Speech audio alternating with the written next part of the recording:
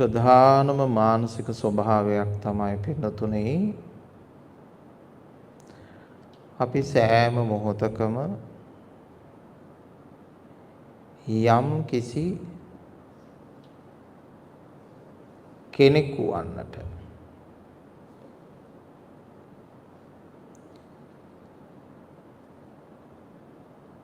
උත්සාහ කරනවා හැඩ ගැහෙනවා උත්සාහ කරනවා කියන වචනේ පාවිච්චි කරමුකෝ හැම මොහොතකම යම් කිසි කෙනෙකු වෙන්නට උත්සාහ කරනවා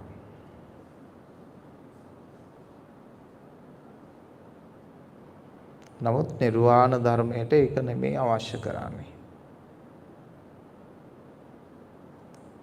ඒක තේරෙන්නේ නැති වුණා නම් අපි මෙහෙම තේරුම් කරගමු.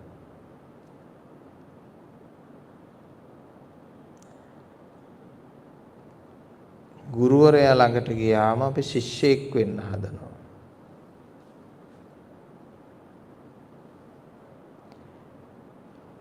අම්මා තාත්තා ළඟට ගියාම දරුවෙක් වෙන්න හදනවා.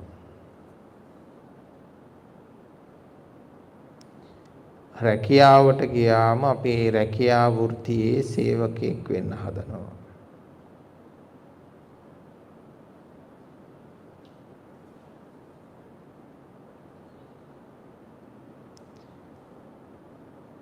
බිරිඳ ඉදිරියට ගියාම ස්වාමියෙක් වෙනවා. එහෙම නැත්නම් ස්වාමි දියණියක් වෙන්න හදනවා. දරුවෙක් ඉස්සරහට ගියාම මවක් වෙන්න, පියෙක් වෙන්න හදනවා. ඒක එහෙම විය යුතුයි තමයි. නමුත් ඒ කාරණය තුලින් අපි ඉගෙන ගත යුතුයි එපමණක් නෙමෙයි. අනේකාකාර මානසික ලක්ෂණ වලට අපි බැස ගන්න උත්සාහ කරනවා කියලා. ඒ කාරණේ වෙනස් කරගත යුතු නෑ. නමුත් මේක අවබෝධ කරගන්න ඕන මේ විදියට මේ ගති වලට, මේ ලක්ෂණ වලට, මේ මානසික ස්වභාවයන් වලට අනුගත වෙමින් චරිත සකසමින් මාරු කරමින් තමයි අපි ජීවත් වෙන්නේ. දැන් ඔබට මේ මොහොතට ආවට පස්සේ ඔබ මේ මොහොතේ ඉන්න චරිතය මානසික ගුණය තමයි අපි වඩාත්ම නිවැරදි කරගත යුත්තේ.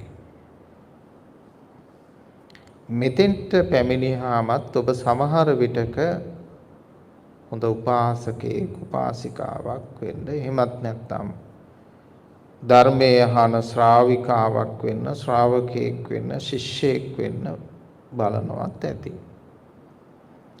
සමහර විටක වෙන වෙනත් මානසික ස්වභාවයන් වලත් ඇති.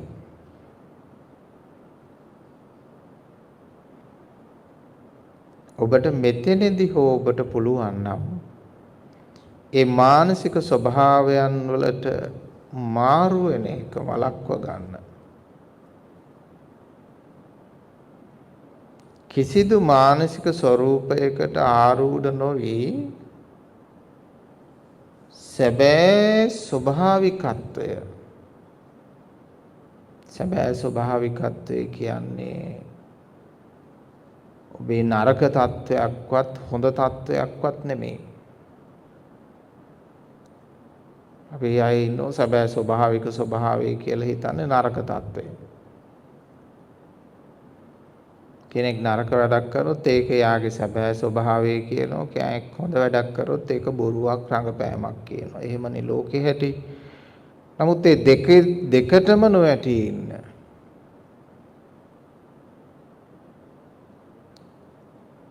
ඒ දෙකටම නොඇටි ඉන්න. ඔබ හොඳ කෙනෙක්වත් නරක කෙනෙක්වත් ශිෂ්‍යයෙක්වත් ගුරුවරයෙක්වත් වෙන්න එපා මේ මොහොතේ. හොඳින් තේරුම් ගත්තොත් ඔබට නිවන් දොර නිවෙන මඟ ඔබේ මනස තුල පාද ගන්න පුළුවන්. මේකට කියනවා ගති උපාදාන කියලා. ඒ ගති උපාදානයෙන් වැළකීම කියන එක පුරුදු කරන්න පුළුවන්.